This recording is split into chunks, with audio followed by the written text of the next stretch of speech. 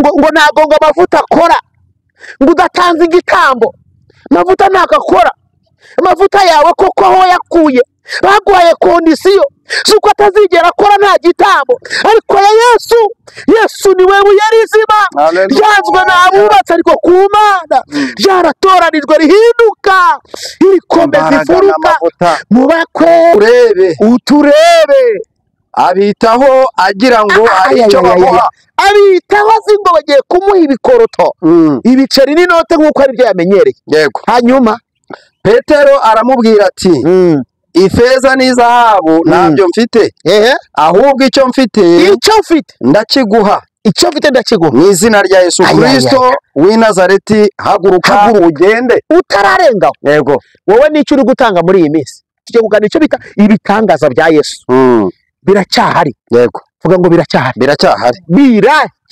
amina abantu nibareke kuyoboka bayani abantu bareke kuyoboka abapfumu abantu bareke kuyoboka abantu babatuburira babwira ngo zana igitambo cya miliyoni 10 Satani akora ibitangaza ava mu ijuru se ko Imana yamuciye mu ijuru kubera ubwibone tujye tubona aho yamwambuye impano ze bizana baranabikoresha ariko umaze mu rusengero imyaka 5 no kwisengera mu rugo ntabyo uzi igihore kigwa ku nzu uti baranyishe umuserebanya wanyuraho ngati baraje ubundi asigaye ukawukingirana ugashyiraho n'imyenda ubundi ukirukanka yahagera nawe yabireba ati ndakunda uyu ni umudayimoni ni karande y'iwanyu ati ndayirukana utazi igitambo cya miliyoni utazanabeshya abantu mwakomeje kwihererana abantu mwabagize nk'abanyu ariko si ko Imana ishaka Imana irashaka ngo abantu bahinduke kandi igiye kubatwikurura kandi ibyo bintu byanyu birashaje pe hanyuma rero nawe wa mukristo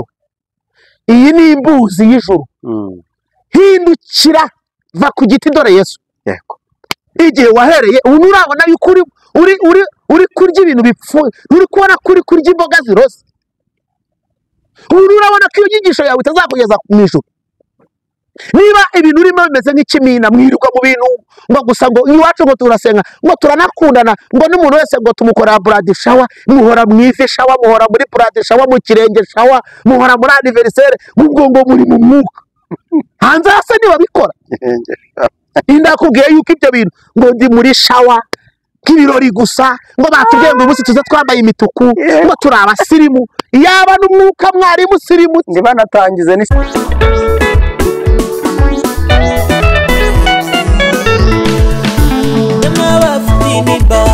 ibibazo bigoye cyo ngaho nimutize dore umukiza araje nimwibuke munsi y'umurotemu isabira gupfa azira mutabara Dawidi wari umushumba nimuhindura umwami uri bene se bose bimuha icyubahiro Haleluya niyo n'imbaraga dore iyo nirubasha kanije gutabara iyo n'Imana niyo n'imbaraga dore iyo nirubasha kanije gutabara.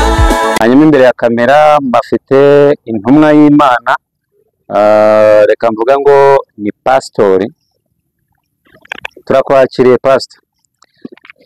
Murakoze kunyakira nanjye reka nakire mwebwe ndi kureba imbere yanjye nk'abanyamakuru ariko kandi simbore kwakira bene data tubana umunsi ku munsi badukurikirana mu mwanya w'ijambo ry'Imana babwire ngo bagubwe neza ijuru ryongere ribishimire ribatekerezeho kandi mbahumurize babwire ngo aho muri mu bibazo cyangwa se mu bisubizo ariko ijambo rimwe riravuga ngo ahari kurira kwararira umuntu nijoro ariko bwacya mu gitondo impundu zikavuga ntagire ugira ubwoba ahubwo yitegure ko ijuru niribyemera impundu ziri buvuge mu izina rya Yesu amen. Pastor, mbere yuko dukomeza ikiganiro cyacu abanza ukadushyira imbere y'Imana. Niko kuri turi imbere yawe mwami Yesu tugwaye karibu n'ikaze byo tugiye kuvuga ntago ari ibyacu ni ibyawe tugwaye karibu ngo utuyobore kugira ngo tutiyobora tugakora ibidakwiriye hejuru y'ibyo abana bawe twari tuje tugushaka tugufitiye inzara n'inyota kubw'iyo mpamvu rero nutuyobore udukoreshe abazabasha gukurikira bose ndetse yaba ari nonaha ndetse no mu gihe kizaza bagakurikirana ijambo ryawe bazahembuke kandi bubakike kubw'izina rya Yesu amen.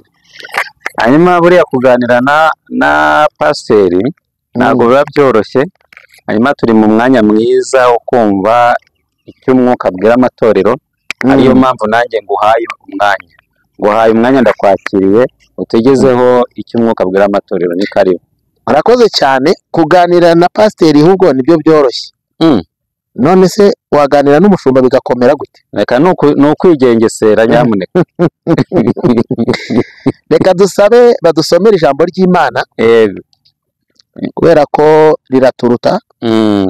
Ijambo ry'Imana ni rikuru riraturuta, ariko reka dusabe baridusomere hanyuma tubashe n'ubundi kuryifashisha.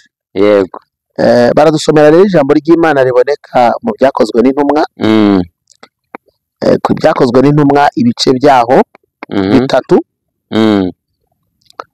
n'umurongo turahera ku murongo wa mbere.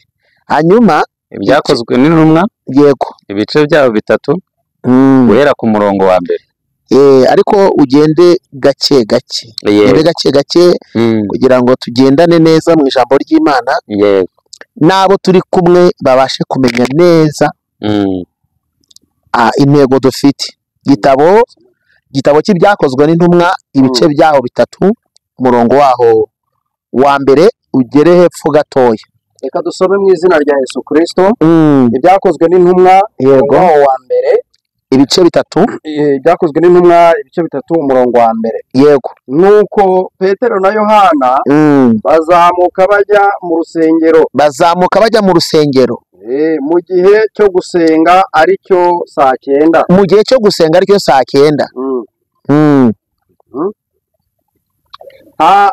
Hariho umuntu wavutse aremaye. Ibirenge. Tubyumvikaneho ntabwo ari umuntu uremaye ari hanze. Kuko ubu tuvugana abantu bari mu bitangaza by'ibintu abantu bateje abandi, ariko especially cyangwa se icyitonderwa kuri uyu we nuko yavutse. Aricyo kintu ushaka kugira ngo abantu bitondere. Mu gihe cy'aba Petero na ba Yohana bo bakizaga n'abantu ubumuga bavukanye. Uzanyereka abantu bari gukiza abantu bavutse baremaye muri iki gihe, bari gukiza ibyo babateje, ariko abakiza ibyo abantu bavukanye ni bangahe? Komeza tugende. Hariho umuntu uremaye ibirenge yarabivukanye, nibyo? Komeza usome, komeza umurongo ukurikiraho twumve icyo Bibiliya iri kuvuga. Yego, reka nze gato. Yego.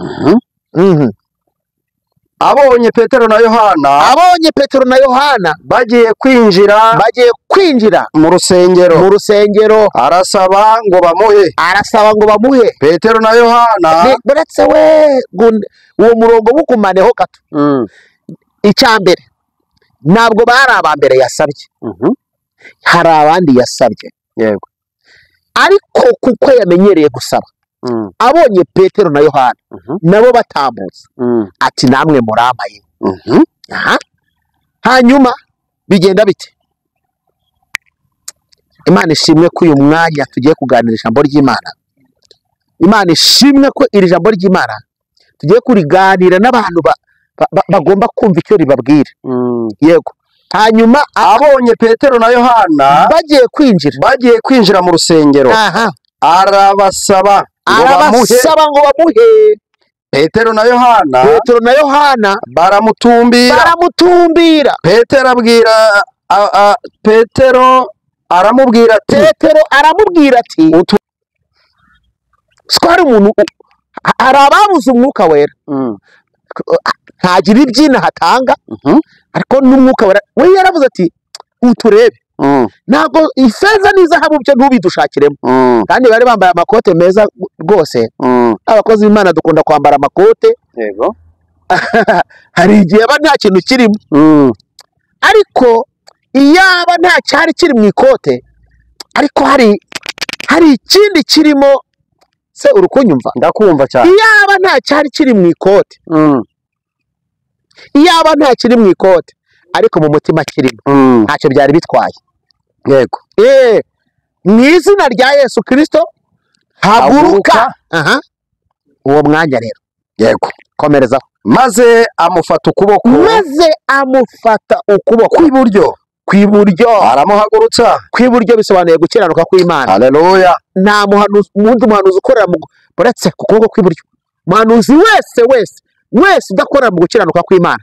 Hari abahanuzi muri iyi minsi bari kuyobya n'abantu ngo twebwe ngo turagukiza ngo twigurukanaho karande ng'imyaku ng'imikoshi ng'inyatsi bekata barakubeshya kuko ibyo bintu bari kukubwira ko bari kukwirukanaho nabo bafite bene wabo byabase kandi nta muntu wishimira kugira mwene wabo umeze nabi bitera ipfunwe ahubwo abantu kugira ngo abantu babemere barimo bavuga ibitangaza bakora ariko reka nkubwire ngo umuntu w'Imana haleluya umuntu w'Imana akorera mu gukiranuka kw'Imana ibintu byose bitarimo gukiranuka kw'Imana ni ibitangaza ariko by'abadayimoni. Ngiye kukubwira iki ngiki sindakigarukaho kugejeje mu nurirangiza ndinjira mu bundi butware bwaryo. Yego. Haleluya. Amina. Kuko uyu munsi wa none siko nabonye hari umuntu uri hano mu rusengero ngo mwanyemera ngo mugafata aya mafaranga yanjye. Amafaranga yawe urayahendahendera uzi ukuntu wayabonye bikugoye. Reka nkubaza. Imana ira karame tuvugishe ukuri wibeshye kugira ngo ubone ibihumbi 5 cyangwa 10 bisevinga mu mufuka wawe birakorohera. Biragora. Hanyuma umuntu agaterura miliyoni 2 miliyoni 100 ngo mwanyemera mukayakira. What? Kugira ngo wereke umuntu ko afite ubutware. Nibyo koko afite ubutware bwo kuba yakuzanya ariko cunga sana. Ibyara byose ntabwo ari amata. Yego. Ibibengerana byose ntabwo ari zahabu. Yego. Ni iki gituma abadayimoni bashobora kukubuza kumenya ubwenge. Mwuka w'Imana avuga ku bugingo ibitangaza bya Yesu. Haleluya. Amufata ukuboko aramubwira kw'iburyo aramuhagurutsa. Igitangaza gikorewe mu gukiranuka kw'Imana. Iyo gikorewe mu gukiranuka kw'Imana Imana yumva isawundingamo cyane kuruta abantu. Imana igaragaramo cyane kuruta abantu. Genome celebrate. Ijuru rigaragaramo cyane kuruta abantu. Yego. Rero abantu reka mbabwire ubundi ninde wababwiye ko Satani adakora ibitangaza? Ninde wabibabwiye? Imana yarazimanukanye. None rero niba Satani akora ibitangaza nikikubwira ko ikizatandukanya ab'Imana n'abasatani si ibitangaza kuko n'abasatani barabikora. Ahubwo ikizakubwira yuko umuntu w'Imana ari uhuye nawe nuko azakubwira amagambo akiza ariko arimo n'ubugingo. Yego. Fite ibyiringiro bifite ubugingo fite umugabane w'ijuru fite rasibawa. Haleluya. Imbaraga n'amavuta. Bestita ini wazema ibyiringiro bifite iki ubugingo sepa ari wizima. Haleluya. Fike doze herva ibyiringiro bitagira ubugingo ntabwo ari iby'Imana. Abantu barimo batwicisha inyigisho za prosperity. Ngo receive ngo and receive ngo cacira wongera ucacire ngo ngwino utwara ibyawe. What? Ibyiringiro cacira ibyawe ntuze kubwira ngo cacira imodoka cacire n'inzu. Abapagani bazitunze barazicakiye ukubwira ngo ni cacira ikibanza. Yego simvuze yuko guhanurirwa ibintu byina hari bibi. Yego. Ariko wishaka kumoza muri icyo bintu byo kusinziriza. Wimweza muri kadase kuko mu rusengero ikintu cyambere tuzikivamo ni ibyiringiro by'ijuru. Iyo ibintu mbwiye bitarimo iby'ubugingo ubunyobya kuko ibyo bintu uri kumbwira no hanze nabihabona. Siko kuri kwirirwa uri kunsetsa mu rusengero ngo nukugira ngo memuke mu maspektakele ntibabivuga. Ntago wabonye ahantu henshi haba ibitaramo byo gusetsa abantu. Ntibahari abantu babifite hanyuma se bari aba bajyana abantu mu ijuru. Iki gishobora gutuma abantu birirwa bazenguruka ariko reka nkubwire ubuzima bumeze nk'ubukinyugunyugu wirirwa ugwa ku ndabyo zose ngo nizawe ngo nibi ni ibyacu. Burya ngo ikinyugunyugu kigwa hariya cyo ngo nibi ni ibyanjye ngo na biriya ni ibyanjye ngo na hano ni ibyanjye receive and receive ugasanga ufite agenda ngo we ngo uzagira amamodoka ngo byarukururana we uri gukururana n'abadayimoni bakuze ngo none ushaka rukururana ninde yakubeshye ko ibintu biza bitakorewe. Toniki baoze mepa umugisha uzanwa nuko bengite fahariwa. Bibiri yaravuze ngo umuntu nakuri bishimwa mu bigawa azaba nk'akanwa kanjye. Senosi kidevone papa nikita ninda wakubeshye ibishimwa bibiva mu bigawa Imana iguhindura akanwa yego iguhindura akanwa ngo umukiranutsi iyo yatuye Imana irarema jabose kide tofa ibyo uvuze Imana irabirema Imana iguhindura akanwa nyine etakute kwa Yesu dufite ubutware dufite ubushobozi iyo twizeye amagambo ye uko yayatubwiye ku musaraba haturuka iriba rimara inyota twahanywereye amazi meza amazi y'ubugingo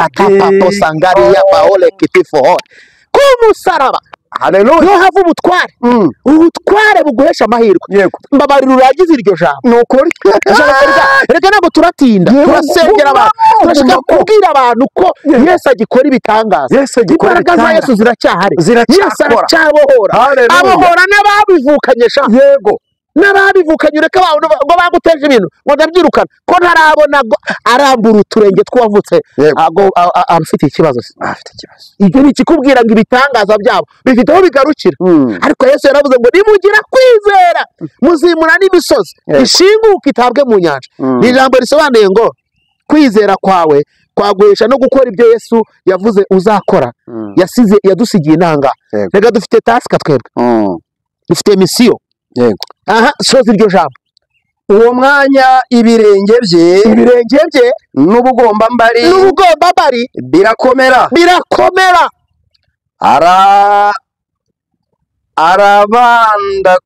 arabandaduka yego arahagarara aratambuka biremera yinjirana nabo mu rusengero ntibamusize hanze atambuka yitera hejuru ashima Imana abantu bose bamubonye agenda ashima Imana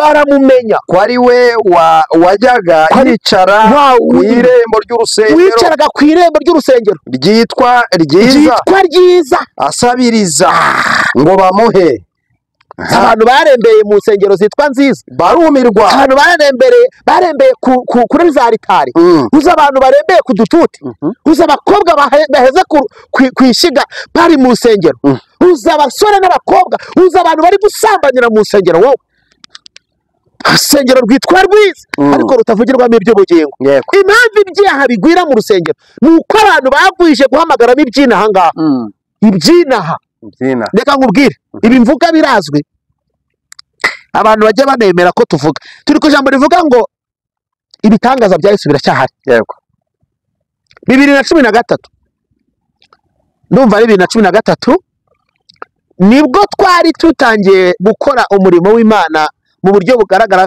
cyangwa nk'umudugudu ahantu bita Nyakabungo muri Gihogo haje umwana wabivukanye agendera ku imbago ebyiri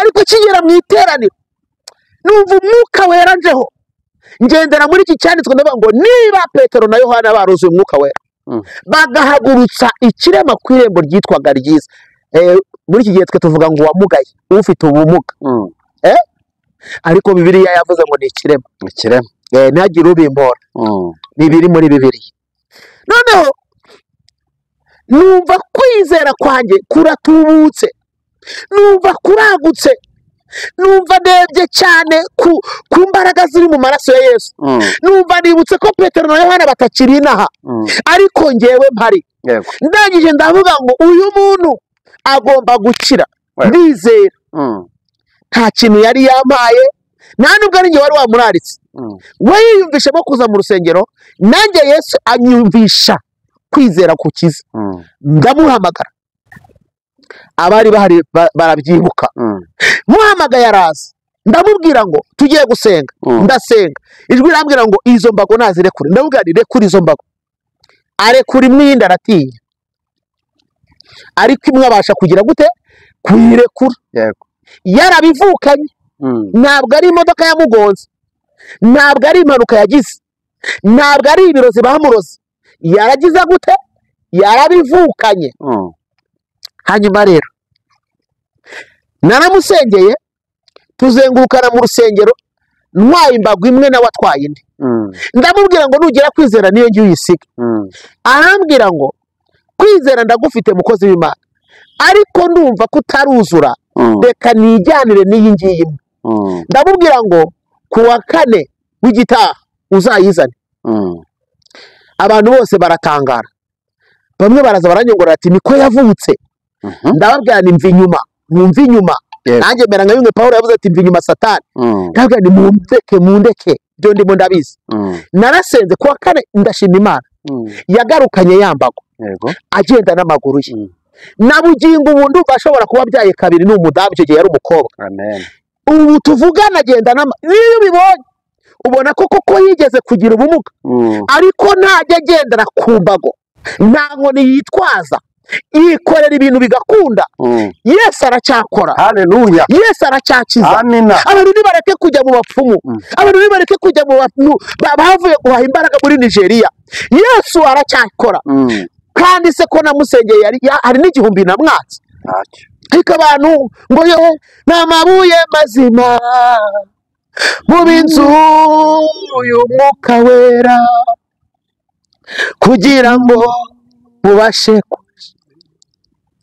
mubakwe nk'amabuye mazima yego anesiriwera mubakwe nk'amabuye mazima mubakwe nk'amabuye mazima mubakwe nk'amabuye mazima mubakwe nk'amabuye mazima abantu barakubeshe barakwishe wowe barakuyobeje ni nayo mpamvu ibyo bitangaza byawe bitazarama bazakubwira ngo urakiza ariko uzongera urware kuko nta cyubahiro cy'Imana cyabonetse muri ibyo bintu habonetsemo icyubahiro cy'abantu ntabwo ntakana yuko umuntu wasengewe yatanga ituro rwose nimunanuka ariko nta kibazo nta mugaragu utashebuja njye sinjya nisegura iyo mvuga ibyo Yesu ashaka nemeranya n'umutima wanjye na Bibiliya nasomye na teolojiya nize n'ubwenge Imana yampaye nemeranya ko umuntu wamusengeye agakira ubwe n'umutima we areba ikintu kimuvuye ku mutima kingana nuko abishaka akakubwira ati mukozi w'Imana warakoze kunsengera ariko abantu bigize nka Mesiya babaye aribo basimbuye Mesiya barashaka ngo abantu babapfukamire babaramye ninjye wagusengeye urakira ninjye watumye ushaka urugo ninjye wakwirukanyeho abadayimoni ninjye waguhesheje amavuta ninjye waguhesheje umugisha izo nyigisho ndazivumye mu izina rya Yesu izo nyigisho nizicyura igihe zatumye abantu b'Imana barindagira zatumye abantu bavana amaso kuri Kristo bayahanga ku bantu zatumye abantu basigaye bafata abapfumu bakabagereranya n'abantu b'Imana kuko bose barishyuza aho batandukaniye naho bishyuriza naho byo kumbwira ngo umupfumu yisize ibintu nabariya bisiga ibindi abandi baza bafite za parufe ntuherutse kubona umuntu batwereka umupasitoro ukorera mu nce za Kimironko ufite agaparufe apuriza abantu bagasinzira bakagwa muri koma ngo izo ni imbaraga ubwo mu majini bucyura igihe mu izina rya Yesu izo mbaraga ndazivumye mu izina rya Yesu nzihinduye pararize Kristo wabambwe akapfa akazuka uwo naganze namire nk'uko inzoka ya Mose yamize ibitangaza inkoni z'abakonikoni bo kwa Farawo ndahamagara umwuka w'Imana ndahamagara Imana yera ndahamagara nyir'umurimo ndahamagara nyir'itorero na anewasikaha namanukire kumira ibyo bitangaza by'abakonikoni ibyo bitangaza by'abiyisa ba Yesu atari aba Yesu ibyo bitangaza bya bene Sikewa baravuga mu izina rya Yesu uwo Pawulo avuga reka nkubwire ntabwo urahura na Yesu kuko impamvu utarahura na Yesu ntabwo uvuga ibiri mu nyungu za Yesu ntabwo yunguka iyo uvuze ubwira umuntu umuhanurira inzu ariko ukamusigana umugogo w'icyaha umuhanurira amafaranga ariko ukamusiga ubugingo bwe bubora Yesu ahomba wowe uhombya Yesu aragana amavuta Siko wowe uhombya Yesu nepinesa Imana igiye guhangana namwe ibyo bitangaza bitabyara ubugingo aho mwabikuye bigiye kumenyekana nongera nkubwire ngo simpakana ko Imana itanga amazu simpakana ko Imana itanga amafaranga simpakana ko Imana ikura abantu mu buzima bubi simpakana ko Imana ihindura abantu. N'umuririmbyi yaravuze ngo arantangaza, Yesu arantangaza, akura umuntu muri puberi akamuhindura, akamukarabya we, akamusiga, akanamwambika. Yesu arantangaza. Edestitaso ni ijambo rivuze ngo kwa Yesu iyo tuhageze turanasirimuka, ariko enevasipa, inyungu za Yesu, inyungu z'ijuru itawasipa. Ikijuru rishaka ni uko n'imitima yanyu ibitunganiye Imana, kuko igishoro gikomeye kiri muri wowe ni uko Imana ivugira muri wowe, ni uko ubugingo bwawe buba buzima. Ntabwo iyo mibiri usiga ntabwo ari izabona Imana. Ibyo bitangaza nta na kimwe uzakura inaha. Reka nkumenere n'ibanga, iminsi izagera uva inaha, iminsi izagera urangire, iminsi izagera umwuka ushiremo, kuko nawe ntuzaba akaramata. Ikimenyetso nguhaye ni uko uzarebe abo mu muryango wawe igisekuru ukomokaho, uzasanga bakubanjirije barapfuye, bivuze ngo nawe uzabakurikira. Ibyo bakuhanurira nta na kimwe uzajyana nacyo, baragana amavuta, kuko bazagushyira muri metero 2 kuri 1. Abatarabiciye bazabirya. Ariko nesa wangiri breya mu byahishuwe haravuga ngo Mwuka aravuga ngo yego nibaruhuke imiriho n'imihati, kuko imirimo yabo ijyanye nabo ibakurikiye. Igize gute? Ibakurikiye. Imirimo izagukurikira, gukiranuka bizagukurikira, kandi ngo gukiranuka gushyira ubwoko hejuru. Ariko ibyaha bikoze isoni amoko yose. Hari abantu kubera ukuntu bakomeje, kandi reka mbwira abantu, reka da si uko bimeze, ntabwo ari uko bimeze. Intama kuko zari intama nyine zizamurikirwa n'umucyo, Imana ibarokore. Ahubwo wabayobeje niwe Imana igiye gukubita. Rya jambo rivuga ngo nzakubita umwungeri intama zitatana, zizatatanira ahandi hirya no hino. Ariko wowe wihaye iyo nyigisho we kugira ngo abantu bakugumeho, ya receive and receive, cyakiragonga afata, utitaye ku bugingo n'igishoro, ukicara ku ntebe yo kwitwa umukozi w'Imana, ariko uri intumwa iyobya. Ijuru rigiye kugukubita inkoni izatuma uva kuri iyo ntebe, kandi ibyo uvuga bigiye gukama, kuko bizacyura igihe ibya Yesu nibyo biramo. Nta mugisha uri mu by'isi n'umuramo utumuka, ibya Yesu nibishira aramba za wenyine. Kwa Yesu niho bidashira. Petero na Yohana bari kumwe, wibuke ko batarahabwa umwuka wera, bataragira gute, batarahabwa umwuka. mubwire ko hari n'abandi bantu bagiye mu bidafite umumaro, bavanga iby'inaha n'ibyo mu ijuru, bawusana n'umwuka wera nyirizina, bawubuze bajya gucisha imbaraga. Reka nkubwire, kuko nta mwuka wera ufite uzahanwa kabiri. Hava umwuvuga ngo iravuze itagize gute, itavuze. Noneho ngo batarahabwa umwuka wera barategereje, barihanganye. Kristo ngo atandukane nabo, arababwira ngo icyakora, ibyakozwe muri n'umwe 8, icyakora muzahabwa imbaraga umwuka wera nabamanukira, muzaba abagabo pika daranima bo kumamya i Yerusalemu, i Yudaya, i Samariya, no kugera ku mpera sevade bonegeri drome periara nesha hose kitahora vayasi pide more hema. Igihe cyose utariyumvamo imbaraga zo kuba umugabo wo guhamya ibya Yesu. Ariko ubundi reka nkubaza, urwo rusengero ubamo umazemo imyaka utaraguhindura kwitwa umugabo uhamya ibya Yesu, ntuzi kwisengera. Niyo umuntu akubwiye ngo tera isengesho birakunanira, ubundi wize iki? Gupfukamira umushumba no kumubwira ngo wigiye ku mavuta ye, warize koko? Wize iki? Utazi no kwisengera. Ayi, wa mwenda wari ukingirije hera wagira ngo wakingurukiye abandi, wowe urasigara. Reka nkubwire, nicyo kikumenyesha ko uri kumwe n'umuntu nawe ukennye mu isi y'umwuka, n'umukene. Reka mbaseke ubanye n'umuntu imyaka 2 ntuzi kwisengera uri mu rugo, ntuzi kwiyiriza. Ariko reka nkubaza, ntiyavuze ngo tugere ikirenge muke? Intumwa ndashaka ko tugendana. Yego turi intumwa zabanye na Yesu imyaka 3 n'amezi 6. yego byazihaye imbaraga ku rwego Yesu adahari, atagize ati adahari. uzi ko hari abakristo bamaze gusengera imyaka 5 atashobora kwitegura amasengesho y'igice cy'umunsi cy'amasaha 12 ntabyo yashobora. kubera iki? Nuwamureze uko wigishijwe nyine nukureshya.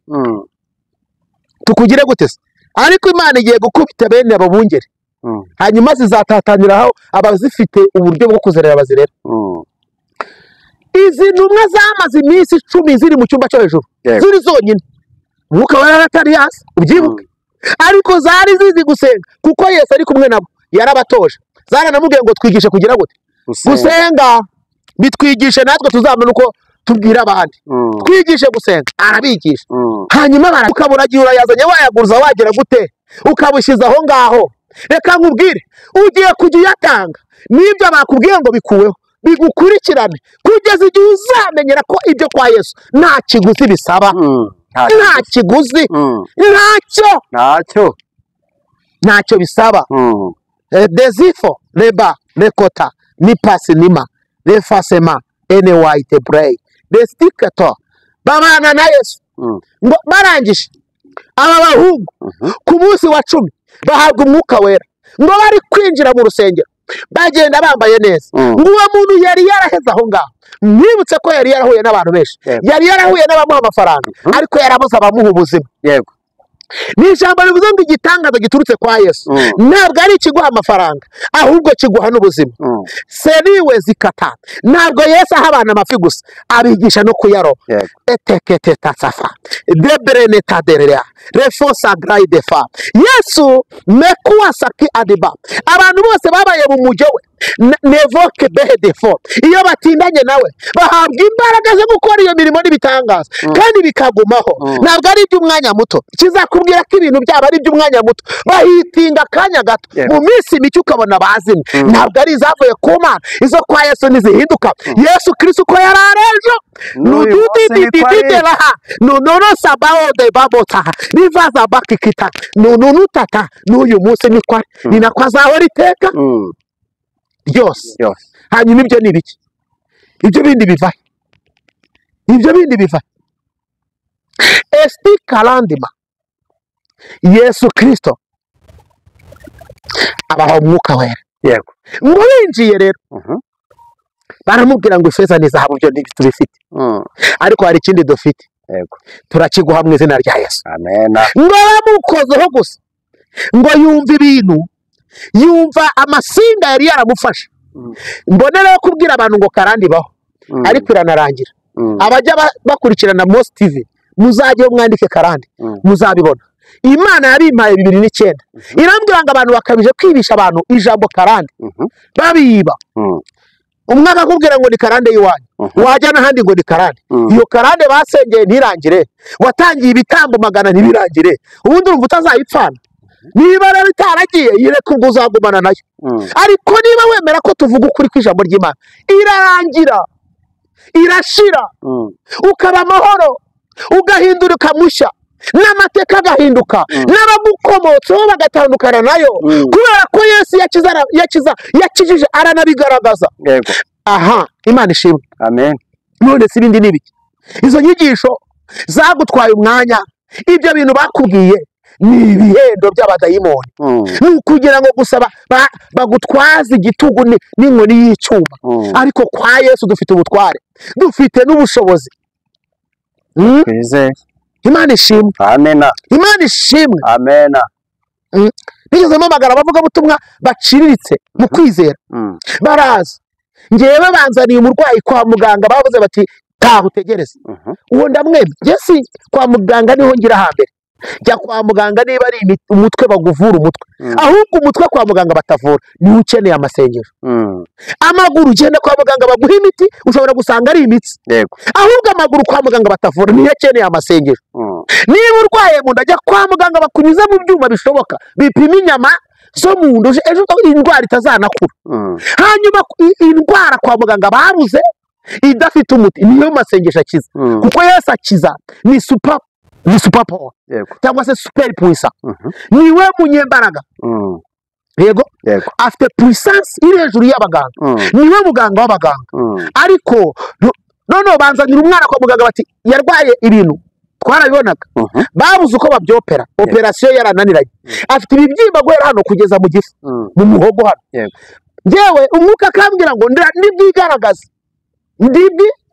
igaragaza igihogoye ku rusengero. Turimo turajyana, turi kujyana. Birangiye navuga ngo reka musengere, ba bandi bafite kwizera guke bagaca inyuma bagakoteza amafaranga ngo nasubire kwa muganga, baramusubizayo se kandi bamusezereye. Ndasenga mitamugurira ji, ndavuga ngo mu mbaraga z'amaraso yawe Yesu niho mfite piyese nzima zasimbura piyese ziri muri uyu muntu zarwaye. Iyo uza kuturangira hari piyese dusimbuza twari kujya kuzigura, ariko kubera yuko nta spare part z'umubiri w'umuntu twigeze tubona inahangaha, ni wowe watubwiye ngo tugutabaza uradutabara, utwereke ibikomeye biri tutamenye. Ndasenya ndamenagura ibi bintu mu izina rya Yesu nibivuga. Ntabwo umwanya byamenetse, ariko uwo mudamu yararanye n'umwana we mu rugo. Ninjoro umwana aramubwira ngo mpa amazi, aramusaba amuha n'agakoma arakanywa, umwana arakira. Ibintu aza kunde barambwira ngo bene wanyu barokora, ngewe sinyijijwe, bari banywemo kwizera. Icyakora hari umugabo umwe witwa Shimwe w'Ikabuga, niwe wamusengera arambwira ati nanjye Imana irambwira ngiramukijije, ariko abandi bari begeranyije amafaranga. Ndavuga ni yajyane ntuyasigaze, ntujye kwa muganga bagusezereye nta handi ujya, kuko uretse ko aribo bari bamusezereye kandi mu bitaro bikuru ntari buvuge ko nta wantumye kubyamamaza. Ariko yarakize. Kubera iki? Narabanye ndamaze wagiye kwa muganga, yego bakubwiye iki? Baradusezereye. No kubera iki? Afite ibibyimba bingana gutya kandi babuze uko babyopera. Nese ibibyimba bere hano bikagera mu gifu, wabyopera ute? Wakuramo umuhogozi? Ntibishoboka. Icyo bibitse ni bya bindi bituma ubasha bwa Yesu. Hanyuma iryo tegeko Yesu afite rero, reka nanemere yuko naba abantu bakorana n'ibi bintu by'ibibaraga nabo barakora barasenga bikaba, ariko nakubwiye ngo sicyo kimenyesha kuri umuntu w'Imana. Ibyo ibitangaza bitari mu bugingo, ibitangaza bitavuga ijuru. Ugahora ubwira abantu ukuntu ngo muzabaho inama ugasirimuka, ariko ntubwira abantu yuko n'icyaha kimunga ubugingo, ntubwira abantu ko igihe kizagera bakava inaha bakajya mu ijuru, ntubwira abantu yuko iminsi yo kuba inaha ngaho irangira. Hari n'ahita bavuga ngo oya, ngo bariya ni abantu ngo bagandisha abantu bakababuza gukora. Uzabaze mu ndangagaciro zanjye, nkunda umukristo ukora, umukristo w'umunebwe ntabwo duhuza. Mubwira yuko ahabanye n'iki ijambo rivuga, riravuga ngo nimuvuga ko abakiranutsi bazagubwa neza, bazatungwa n'imirimo y'amaboko ntabwo ari imirimo y'amaboko y'abandi. Aho rero mukosore bamenye n'iki Imana ibashakaho. Kandi reka tubabwire abantu nibibuke ko Imana ariyo yabaremye. Abantu nibegera Imana, nibatabaza batabaza Imana, musigeho uwo muntu mwamaranye imyaka ingana uko yakumariye iki, uwo muntu mwasenganye na bugingo bukaba utazi nuko biyiriza ubusa, utazi uko bakomanga ku muryango w'ijoro, utazi uko umuntu yacumuye yiyunga n'Imana. Hari n'ababwiye yuko ngo iyo ukoze icyaha ngo uhita watura. Abo bantu impamvu ubona babaye abasambanyi cyane kandi bari mu nsengero, ni umudayimoni w'inyigisho bize ibabwira ngo iyo ugicumura ngo iyo Uwiteka tubonaho amaraso, agahita banga amaraso yawe Yesu ngo ambeho, kandi ungamaze gusambana ngo ubwo disi ngo araboneye ngo ubwo arejejwe. Ninde wakugize umutambyi se wo kweza icyo cyaha? Ko icyo ari icyaha gikurwaho n'abatambyi babisigiwe, icyaha cy'ubusambanyi. Ibijyaha nk'ibyo biriho amaraso no kwica, ntabwo wowe wabyiyezaho. Barakubeshye mwongere ndi pastori wabisigiwe, ariko unabyemera uzanabaze ntabwo nuriye inkiki, ntabwo ndi muri babandi bagiye kubigura nshuti yanjye, ntabwo ndi muri babandi barwanya intambara zo kugira ngo babigereho, kuko ntabyo nibisha. Mbivuga ahabona kuko nawe niba kandi mbayeho, uzabaze ntabwo nsabiriza. Yesu wanjye ajya ntunga akambeshaho, kandi nkoresha amaboko nk'uko nawe ukora, nkoresha ubwenge nk'uko nawe bukora. Simvuga yuko urimaye iryo turo naryanga, ariko sinari gutegeka. Oya ntaryo nagutegeka. Abantu babaswe n'inda mbi yo kuyobya abantu, umuntu akanaza afite ibyaha ntunamubwire ngo atura. Bisi we ngo mureke dusirimuke ngo Yesu ngo ashaka abasirimu ntabwo byanga ariko nimusirimuka na mu mwuka di kuki usirimuka ku mubiri gusa bakubwiye ko abasirimu bambaye amakote n'amakositimu arabo mu rusengero se icyo tubarusha niko korari Bewura yaririmbye ngo twebwe icyo turusha abandi nuko twasezeranijwe ubugingo bw'iteka ibitari mu bugingo ni ibyinaha no hanze birahari ibyo bitaramo byawe bimeze nko kwinezeza no hanze birahari iyo miziki imeze nka ndomoro ya solo no hanze zirahari urarwana n'iki rero iyo tuvuze bene ubu butumwa benshi hari abo busharirira kubera ko bariye byinshi bayobejwe cyane ariko naguhaye ibimenyetso ibyo bintu bakubwiye ubugingo bwawe uracyarara nabi ibintu winjiye mu rusengero ukora uracyabikora winjiye mu rusengero urindyarya usambanya abagore cyangwa abakobwa uhindura tekinike gusa kubera ko ufite izina rituma uri mu rusengero ubayobesha amanyanga yawe n'ubundi byaha urabikora uri umubandi nk'abandi babandi yose usibye ko uri ibandi ryiyambitse uruhu rwera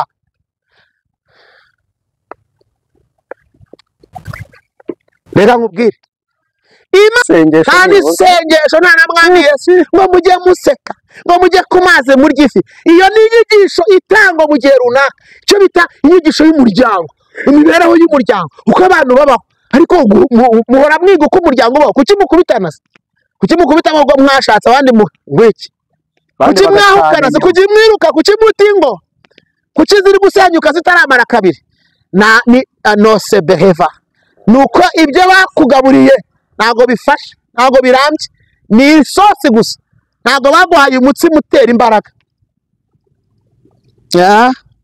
ibyo wariye niyo mpamvu reka nkubwire umuntu atura umubu y'icyo yariye reka dusenga Imana baramubwira ngo haguruka arahaguruka ngo yinjirane nabo mu rusengero yiterera hejuru uhereye kera kose abakurikiye Yesu abakorera Imana ikizakubwira yuko uyu muntu w'Imana ari mu murongo ukujyana mu ijuru ni ibintu bine icyambere azakubwira iby'intege nke zawe adaciye ku ruhande kabiri azakubwira ko umunezero w'inaho utari mu bugingo ari ntawe uhari gatatu akubwira yuko isi izarangira ijuru rikabaho kane akorana n'umwuka w'Imana dore uko byagenze kwa Mose yego kwa Mose ngo yenze ku mwuka wari umurimo kwa Mose yenze ku mwuka wari umurimo ngo yuzuza umwuka wera abantu 70 n'uwari wasigaye mu ihema nawe yuzuye umwuka wera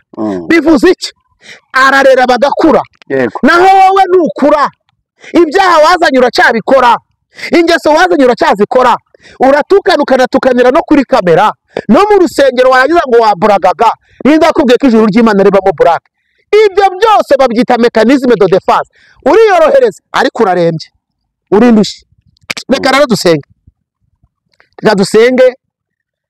dusenge hanyuma umwana w'ubugingo abyumve murekurane n'ibidafite umumaro mwitoze kunywa amata y'umwuka adafunguye abakuze abageze ku gihagararo cya Kristo niba mwarasogonge mukamenya ko umwami wacu agira neza bitero ni mumwegere niwe buye rizima ryanzwe n'abantu ariko ku Mana ryaratoranijwe ibyo bintu bine rero nibyo biranga kandi abantu bajya mu ijuru bahora bangomara na tumwami Yesu araza none yigisho bayikuye bazasubye bakareba uko intumwa zabagaho bazasubye bakareba uko ba Paulo na ba Petero babagaho bazasubye bakareba uko na ba Eliya na ba Elisa babagaho batubanjirije none si ijuru uvuga niba ari abo ariko uko turimo ngo tuzabona batubanjirije iyo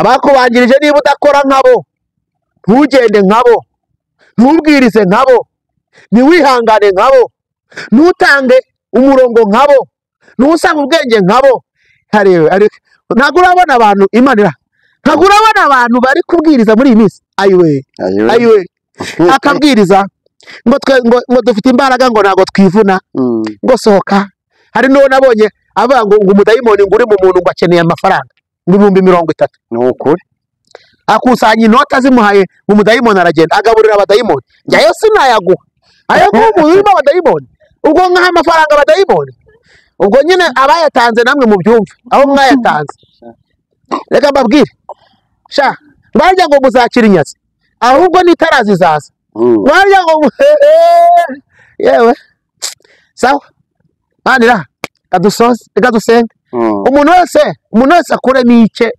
icyawe ukivanemo nayo ndakuramo icyanjye icyo kora Imana irababaye ibyo bitangaza bitakuvuga Imana bitangaza bitavuga ijuru ubwo bugingo abana ba Rasheli uzi cyabishe nuko bingwingire ntibakure bifite abantu babaye impinja na bugingo n'uburi bakuru kubera iki indyo barya se niyi wowe uzafata ibintu by'umubiri ubisige ngo ni iby'ijuru ubyimure ibingana niko wari uteye inangaha hanze aho byimure ubisige isura n'ikote bye mu ijuru ubijyane mu rusengero ngo bizarera abantu bakure kibyarwa n'umubiri n'umubiri n'ikibyarwa n'umwuka nacyo n'umwuka wibeshya abantu rero reka dusenge ndumva ashaka gusenga hanyuma abatwumvishe badukurikiye bahindure uburyo bwo gusenga imbaraga z'Imana zirahari reka nkubwire mu mbaraga zo kwizera hakwiye kuvugirwa ibyo kwizera nyine hakwiye kuvugirwa ibikiza ubugingo n'imitima Imana iduhana umugisha nimero ya telefone mbere yo gusenga nimero ya telefone yego nimero ya telefone ni 82 yego 0782 64 60 89 0782 64 60 utari mu Rwanda wongeraho akamenyetso ko guteranya ugashyiraho umubare 25 ibindi niyo mibare wongeraho Imana iduhana umugisha nitwa Rév.Pst Moise Sindayigaya Imana ibahe umugisha ndabakunda reka dusenge Mana y'imbaraga kora ku maso y'abantu bawe uracyakora ibitangaza otikelas uracyakiza uracyabohora uracyahindura ibintu uracyatanga ubuzima uracyakiza abantu nibareke kwiyegeka ku izina ryawe batarakize ubohora umutima kandi ukore ku maso abantu bamenye neza aho bahagaze bakwegere kuko ari bibanza ryo kwizera ukize ubugingo kandi abo Satani yaramaze gutwaza igitugu ubabohore guhera none ni mu izina rya Yesu amen Imana ibahe umugisha.